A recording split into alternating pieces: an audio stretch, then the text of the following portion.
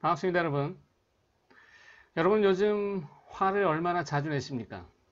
또는 분노에 찬 그런 경험들을 얼마나 자주 하십니까? 뭐 많은 이야기들이 이제 이거 관련돼서 얘기가 나오고 있죠. 그러니까 뭐 로드레이지라고 해서 도로 위에 그 분노에 찬 사람들의 이야기나 이것은 큰 심각한 사회적 문제가 되기도 하는데 이 분노를 잘 다스리지 못하게 되면 삶이 굉장히 위험에 처할 수 있게 되죠. 그런데 우리는 이 분노를 다스리는 방법을 잘 알지 못하는 것 같습니다. 화를 다스리려면 화를 키우지 말라는 그 격언이 있죠. 그 아우렐리우스라고 하는 철인 정치를 펼쳤던 그 분의 위대한 그 스승, 정신적 스승이었던 에픽테토스는 그분의 이제 책들도 지금 나와 있는 것들이 있는데 이런 말을 남겼습니다. 화를 낸 날들을 세어보라. 나는 매일 화를 내곤 했다. 그러다가 이틀에 한 번, 그리고 사흘에 한 번, 그리고 나흘에 한 번 화를 낸다. 그렇게 만일 너희가 한 달 동안 화를 내는 것을 잊게 되면 신께 제물을 바쳐라. 라고 말이죠. 에픽테토스의 그 책, 자유와 행복에 이르는 삶의 기술이나 인생을 바라보는 지혜 같은 책들은 뭐 한 번쯤 읽어볼 만한 책이 될 거라고 생각합니다. 분노는 우울함과 종이 한 장 차이라고 얘기를 하는데요. 정신이 건강해야 삶이 행복하다는 그 내용에서 보면 이런 얘기들이 나와 있죠. 분노는 괴로움과 동격인 감정이고 우울함과는 종이 한 장 차이라고요. 영어 anger는 그 어원의 뜻이 괴로움이라는 뜻을 담고 있다는 것을 예로 들어서 분명히 분노와 괴로움은 거의 동격이다. 우리나라에서 주로 얘기하는 우울합병은 한국의 억압적인 문화 속에서 변형된 우울장애라고 표현을 하고 있습니다. 대한신경정신의학회에서 이렇게 이제 정의를 내렸다는 것이죠. 화난 사람들의 특징은 우리가 굳이 여기서 얘기하지 않더라도 여러분이 스스로 충분히 짐작하고도 남죠. 왜냐하면 우리 스스로가 화를 자주 내는 사람들이고 주변에서 아주 쉽게 볼 수 있으니까요. 그리고 그 화를 낸 결말이 어떨지도 사실은 뻔히 잘 압니다. 그래도 우리는 계속해서 습관적으로 화를 내고 있습니다. 도대체 왜 그러는 걸까요? 영어로 outrageous라고 하는 것은 out 플러스 rage, 이 rage가 분노, 아주 격한 감정의 분노, 화를 뜻하고 그 다음에 eous라고 하는 그 이제 형용사 어미가 붙어서 합성어가 된 건데 이 뜻은 난폭하다는 뜻이고 또는 악의에 찬 또는 언어 도단에 도리에 어긋난 그리고 극악한이라는 뜻을 담고 있다고 YBM 사전에 보면 사전적 의미를 우리가 찾아볼 수 있어요.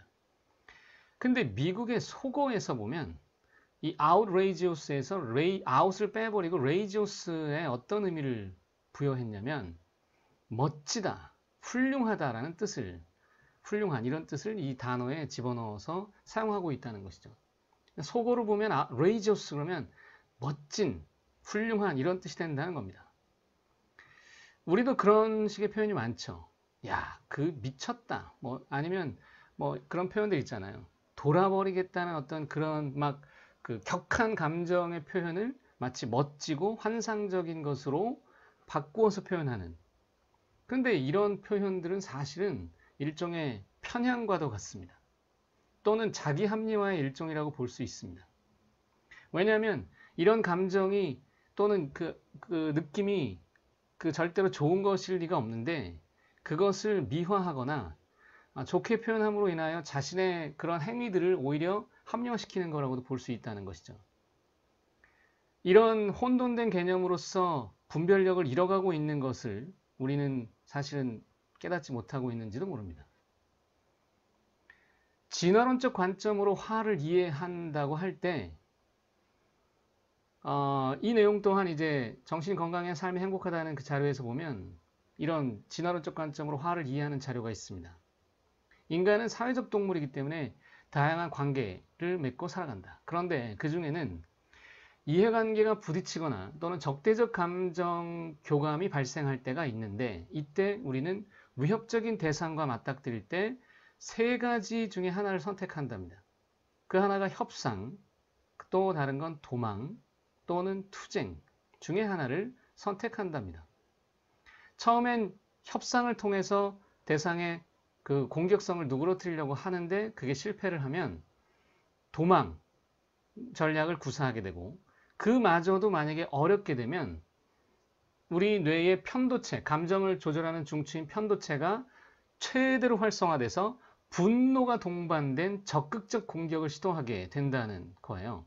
궁지에 몰린 쥐가 고양이를 물려고 하는 뭐 그런 상황이라고 할 수 있을까요? 이것이 화라고 표현을 하고 있습니다. 이 이야기에서 보면 왠지 화는 정당해 보이죠. 아주 내가 살기 위해서 어쩔 수 없이 선택하는 것이 화로구나 라는 생각이 들 수도 있습니다만 그런데 이 또한 협상, 도망, 투쟁 외에는 다른 것이 없다고 일종의 범주화를 해버린 문제점은 혹시 없는 걸까요?